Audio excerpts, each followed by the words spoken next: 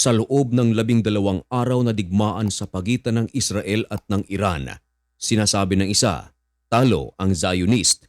Sinasabi naman ng kabila, talo ang Iran. Sa madaling salita, kapwa ang dalawang bansang ito umaangkin ng pagkapanalo. At kung ang taong bayan naman ang tatanungin, ang kanilang sagot ay magdidepende kung saan sila pumapanig. Normal na sagot ng isang tao na kapag siya ay pumapanig sa Israel, sasabihin nitong talo ang Iran.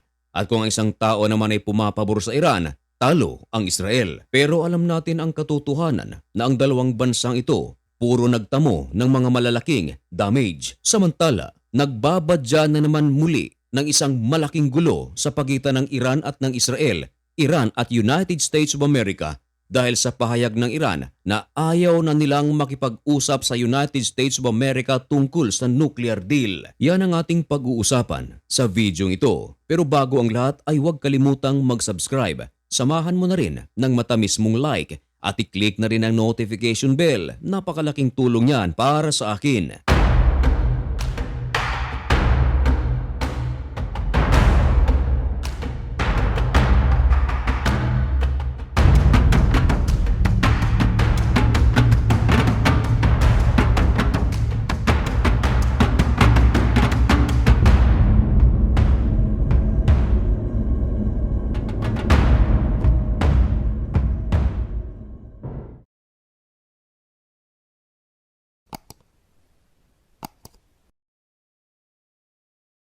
Maligayang pagbabalik mga kaibigan.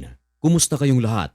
Ngayon ay June 28, 2025 at isang nagbabaga at napakabagong balita ang ating ihahatid sa inyo. Ito ay tungkol sa nagbabadyang muling kaguluhan sa pagitan ng Israel at ng Iran, Iran at ng United States of America.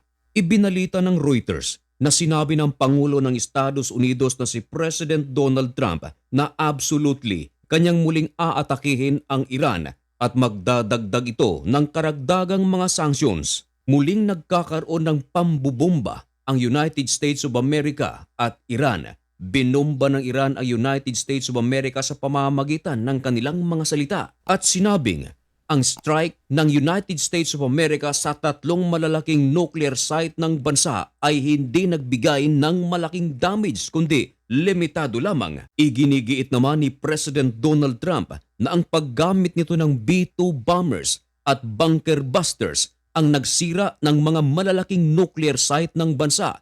Ito rin daw ang dahilan kung bakit nagkaroon ng ceasefire ang Israel at Iran. Nagalit din si President Donald Trump sa CNN at sa NYT dahil nauna itong nagbalita tungkol sa isinagawang pag-atake ng Amerika sa Iran at sinasabing hindi raw nawasak ang nuclear site ng Iran. Ayon naman sa mga officials ng United States of America na ang naturang mga pahayag ay sinasabi lamang upang siraan ang administration ni President Donald Trump. Pero ayon sa kampo ni President Donald Trump, dahil sa kanilang ginawang pag-atake ay naisalba nito ng maraming taon ang buhay ng mga Hudyo. Dahil ang Iran ay magbibilang pa ng napakaraming taon upang sila ay muling makapagsagawa ng kanilang nuclear project. Mismong ang Foreign Minister ng Iran na ibinalita ng The Times of Israel, umamin ito na dahil sa mga ginawang pag-atake ng Israel, nagdulot ito ng serious damage sa kanilang mga nuclear sites. Maging ang Israel ay nagpakita rin ng mga malalaking damage sa kanilang lugar lalo na sa Tel Aviv, bunsod na mga ballistic missiles attack ng Iran. Sa fragile ceasefire sa pagitan ng Israel at ng Iran, ang mga tao sa Iran ay unti-unti nang bumabalik sa kanilang mga syudad.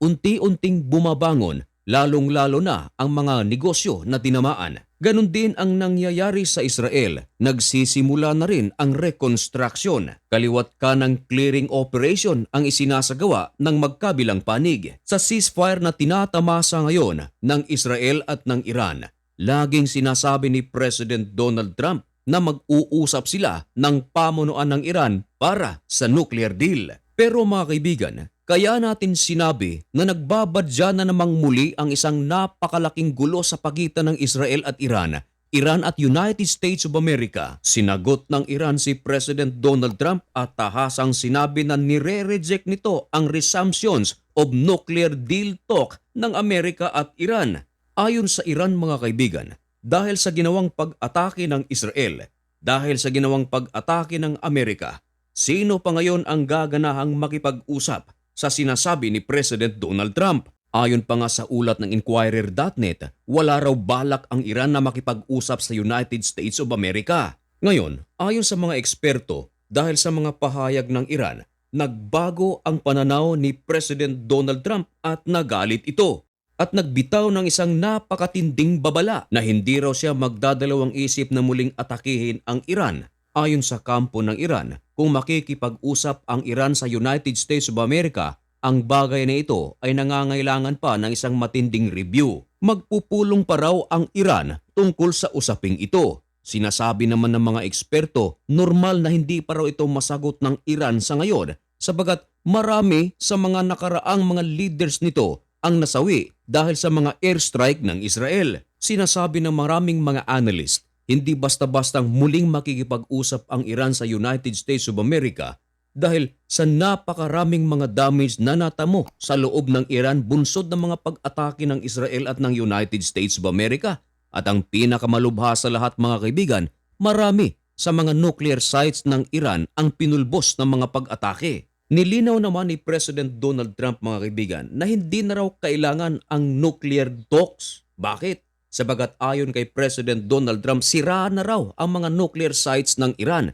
Kaya lang, nais niya raw na makausap ang Iran upang magbigay ito ng pangako na hindi na sila muli pang gagawa ng kanilang nuclear weapon project. Kung baga mga kaibigan, ipinalalabas ni President Donald Trump na ang dahilan kung bakit nais niya makipag-usap sa Iran ay upang marinig na mula mismo sa bibig ng Iran na hindi na sila mag-aambisyon pa na mag-gather ng mga sangkap upang magsagawa ng nuclear weapon. At dagdag pa ni President Donald Trump, sa paraang ito ay magkakaroon daw ng mapayapang pamumuhay ang maraming mga Iranians at hindi lang mga Iranians kundi ang mga tao sa Middle East. Posible rin daw na magkaroon ng isang magandang relasyon ang Israel at Iran kung hindi na mag-aambisyon ng nuclear weapon ang Iran. Ano kaya ang magiging susunod na kapalaran ng Iran dahil sa kaliwat ka ng pababanta ng United States of America at ng Israel? Magtatagumpay kaya ang Iran sa kanilang plano na magsagawa ng nuclear weapon o tuluyan na kaya itong kakalimutan? Ang mga bagay na yan mga kaibigan ay isa sa ating mga tututukan dito lang sa channel na ito.